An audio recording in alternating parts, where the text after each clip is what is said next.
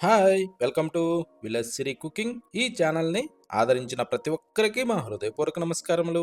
ఇవాళ చాలా అంటే చాలా మంచి రెసిపీతో మీ ముందుకొచ్చాను. చాలా బాగుంది. అదేమిటంటే చికెన్ కర్రీ అండి.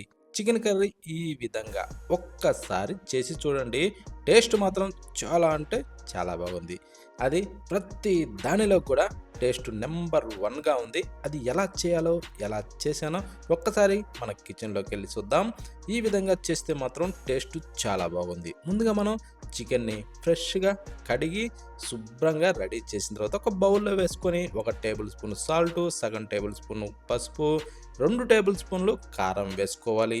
వేసిన తర్వాత పెరుగు ఒక చిన్న కప్పు వేసుకునేసి ఆ తర్వాత ఒక నిమ్మకాయ దాన్ని ఒక సగం దబ్బ తీసుకునేసి రసం పిండుకోవాలి.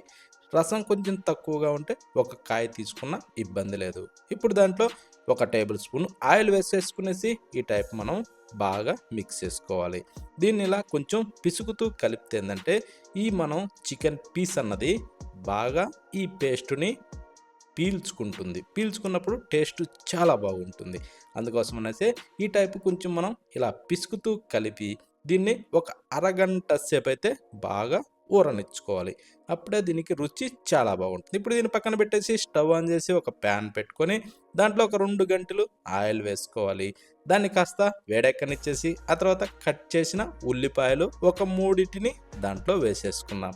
ఆ తర్వాత ఒక 5 పచ్చిమిరపకాయలు ఇలా మధ్యలోకి చీరి దాంట్లో వేసుకునేసి ఇలా కలుపుతూనే దీన్ని గోల్డెన్ బ్రౌన్ కలర్ వచ్చేంత విధంగా బాగా ఫ్రై చేసుకోవాలి. ఈ టైప్‌లో బాగా ఫ్రై అయిన తర్వాత ఇప్పుడేం చేద్దామంటే అల్లం వెల్లుల్లి పేస్టు దీంట్లో ఒక టేబుల్ స్పూన్ అయితే వేసేసుకుందాం. వేసిన తర్వాత దీన్ని ఇలా కలుపుతూనే పచ్చి వాసన పోయేంత వరకు మనం బాగా ఫ్రై చేసుకోవాలి. ఓకేనా? ఈ టైప్‌లో పచ్చి వాసన పోయేంత వరకు ఫ్రై చేసిన తర్వాత ఇప్పుడు అరగంట సేపు ఊరబెట్టిన ఈ చికెన్నయితే దీంట్లో వేసేసుకోవాలి. చికెన్ మాత్రం కంపల్సరీ ఊరనిచ్చుకుంటేనే దీనికి రుచి చాలా బాగుంటుంది. కనీసం అరగంట సేపు ఊరబెట్టుకోవటానికి టైం సరిపోని వాళ్ళు కనీసం ఒక 15 నిమిషాలకి తగ్గకుండన్నా గానీ చూసుకోవాలి. అప్పుడేమవుద్దంటే మనం దీంట్లో ఏసిన ఈ కారము, పసుపు, పెరుగు ఇవన్నీ బాగా పీల్చుకుంటుంది. ఓకేనా?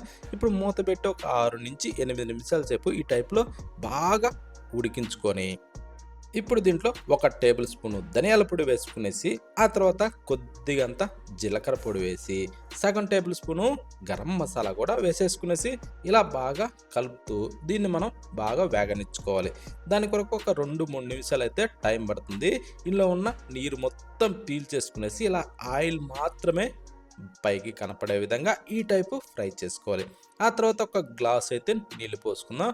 కొంచెం ఏందంటే గ్రేవీగా ఉండేతందుకు ఆ టైప్‌లో మనం నీళ్లు పోసేసుకునేసి కాస్తలా మిక్స్ చేసుకునేసి ఒక్కసారి టేస్ట్ చూసుకొని రుచికి సరిపడా సాల్ట్ వేసుకోవాలి. సాల్ట్ వేసాక మళ్ళీ కాస్తలా మిక్స్ చేసుకునేసి ముక్క చెదిరిపోకుండా అల్కగా అలా కలుపుకునేసి ఇప్పుడు మూత పెట్టి ఇప్పుడు దీన్ని కూడా దాదాపు ఒక 6-8 నిమిషాల సేపు బాగా ఇలా తుకతుక అంటూ ఉడికించుకొని కొంచెం మనకి గ్రేవీ చిక్కబడే తర్వాత ఇప్పుడు ఒక్కసారి అలా చెక్ చేసుకునేసి మీదకించి కొత్తిమీర సల్లుకోవడమే.